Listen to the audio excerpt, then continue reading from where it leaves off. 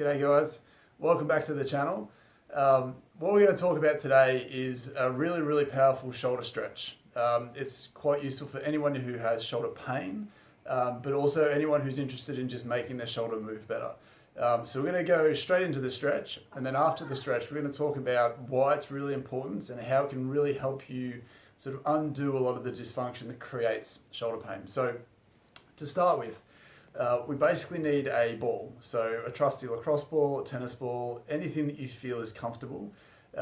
And what we're going to do is we're going to lie down on top of the ball and use that to free up our shoulder. But before we begin, we always want to make sure that we do a test first and compare that to what happens after the exercise so that you're comfortable that something's actually happened. So for me, what I like to do with my patients is, and you can't see very well here, but we want to take your arms up as high as you feel comfortable. So as far as you feel you can go before you feel like you start to arch your back, just as high up as you can get to. So for me, I think we're about even, my shoulders are about even there. So we want to take note of that so that when we do the exercise and retest it, we want to feel like it's genuinely further straight away. So what we want to do here is with the ball, we want to place this ball into your upper back. So just sort of inside from the shoulder blade, if we say the middle of the spine where the bumps are here, we want to be just sort of up against the bumps, so not right in the middle, but right in the middle and off to the side a little bit. And what we're going to do is as we lie down, we're going to have the ball in that position. And then what we're going to do here is, as you can see, the ball is sort of right up in there, right up next to the spine. So all we're going to do is we're going to bring the arm up and over. And we want to go up as high as you feel comfortable until you start to feel that you sort of meet a little bit of resistance. So for me it's here, and then what we want to do is we want to simply oscillate in and out of that position. And what you should feel is, in a very short amount of time, is it should feel like that resistance starts to go. And the reason why this is important is because I'm on the the upper back, the thoracic joints, and I'm just using movement to free up those joints. And eventually you should be able to get your arm to the ground. And then what we want to do is we want to move the ball down a little bit and then do the same thing. So we want to work through these stiff upper back joints and get them to free up. And then as you can see, as we start to do this, my arm starts to go a little bit lower and lower and lower. And then after a short amount of time, you should feel like that forearm starts to get close to the ground. And so we want to work our way all the way down to the base of the shoulder blade, but also all the way up to the base of the neck. So as you might be able to see here, I'm pretty much right at the top of my shoulder, right at the top of my upper back. This is where the first rib is, and this is often a restrictive point for a lot of people. So we can do the same thing from this position, but here we might need to lift your bottom up a little bit to get a better angle down through the rib, or down through the rib as it attaches into your upper back. And then we want to repeat the same thing. So arm comes up, and then over, and we want to keep going, until you feel like it starts to give and it starts to free up.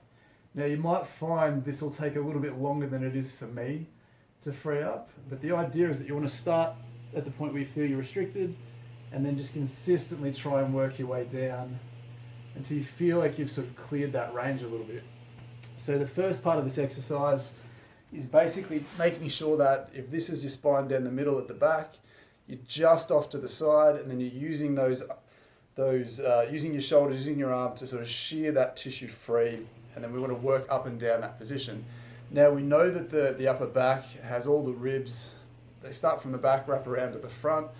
We spoke in a previous video how upper back stiffness has a lot to do with chest tightness in a compensatory mechanism. But it goes to show that there's a whole bunch of ribs right at the back, all the way out and around. We want to make sure that we free those up as well. So instead of having the ball just next to the spine, we want to move it out a little bit closer to that shoulder blade and repeat the same thing. So how it looks again, when we're trying to get into this position, we're having it right. So we're starting in the middle, we're rolling out pretty much towards where the shoulder blade is, and then we're doing the same thing. So this time, again, it's quite tight, or it feels a bit stiff for me. And what we want to do is consistently get this to free up. And then you should feel in no time that it's a little bit looser than before. And then it's just up to you to move up and down based on where you feel that restriction is.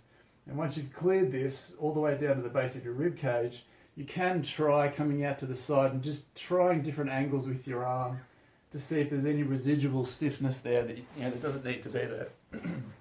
Now, as I said before, we always want to do a test and a retest so that you know that you've done something. You don't have to take anyone's word for it. You don't need to guess whether you've done something you can see in real time. So me having done this shoulder, if I take this one back up again, in a perfect world, your arm should then feel like it goes back further than it did before. So I think before it might have been sort of here-ish, and now it feels like there's more room to move, because what we've done is we've taken this stiff block that would normally keep my shoulder or someone else's shoulder from exploring full range of motion. We've taken that off and allowed more normal range of motion to occur. So we want to make sure that we do it to both sides. So again, starting at the middle, not right on the spine, just off to the side a little bit, so you're hitting the spinal joints. Clear that all the way up and down. Come out to the sides so you're on the rib cage itself. And there's a lot of those individual ribs that can get stiff and tight, making sure that you're using shoulder movement to shear those tissues free. Then obviously spending some time on the other side as well. Now, it's a great exercise to do on the floor in front of the television. You can do it up against the wall if you want to. It really just depends on what you feel comfortable doing. So the idea is you want to spend enough time on the stiff spots, the tight spots, until you feel like you've made a genuine change, and then making sure that once you've done that, you recheck your movement to make sure that it's moving better. Now, as we said at the start, we're going to ask the question, well, why is this important? And what a lot of people don't realize is a large majority of shoulder pain and shoulder dysfunction is obviously a dysfunction of the shoulder itself, whether you've torn a rotator cuff muscle, you've damaged a labrum, you've developed arthritis or a tendonitis, whatever it is, or a bursitis. But the reason why that happens is heavily factored into by the upper back and the neck. Because for your shoulder to move normally and to function normally, your shoulder blade has to basically move and slide up and down your back with ease. And if we get a bit stiff and tight, often because we're in these rounded sort of crappy shapes a lot, the upper back gets stiff, and it basically creates a bit of a block for normal shoulder motion. So instead of having your tissues being able to explore their normal function as per normal, they're often having to compensate for accrued stiffness and tightness, whether that be the joints or the soft tissues over the top. So for a lot of people who have that shoulder dysfunction, they spend so much time trying to massage their shoulder, strengthen their shoulder and their rotator cuff, strengthen their upper back, but they don't necessarily spend as much time trying to de-stiffen that stiffness, that roadblock that stops normal function. So if you have any shoulder dysfunction, it's a really, really simple thing to do. If you have the ball in the back there and you feel like it starts to create some pain, if you feel like your shoulder jams up, then just don't go as far into that range. If it feels too aggressive, it won't for a lot of people, but if you're someone who does feel like it's jamming up or irritating your symptoms, don't add in the shoulder movements. Just stay there, let the ball press into your upper back for a few minutes, then move it up to the next spot, hunt around for where those stiff spots are in your back.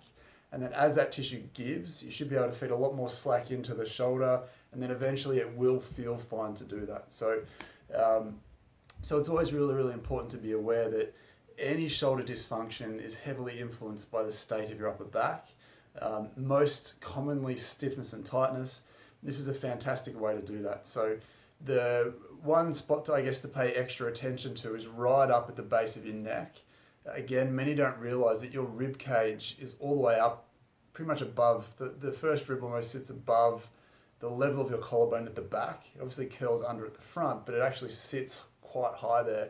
And this can be a great source of stiffness and tightness for a lot of people who have neck pain, shoulder pain, tennis elbow, a lot of those issues that are common, but we don't necessarily associate with a stiff first rib.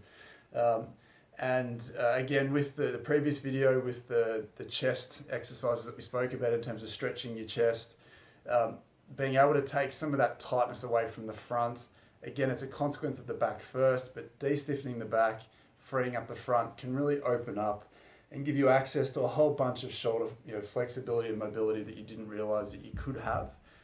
Because one of the conversations we have with a lot of patients is a lot of people feel like they're just naturally stiff and tight, mainly because they never really woke up from being perfect to be stiff and tight. It's often a gradual process of becoming that way.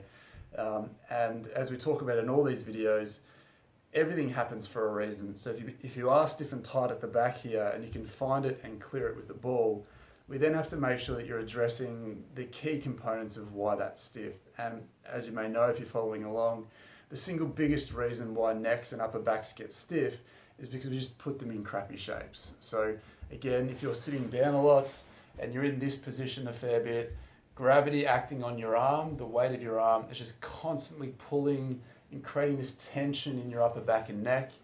The only way your body knows is to adapt, and it basically starts to stiffen up those areas to deal with that constant increase in load.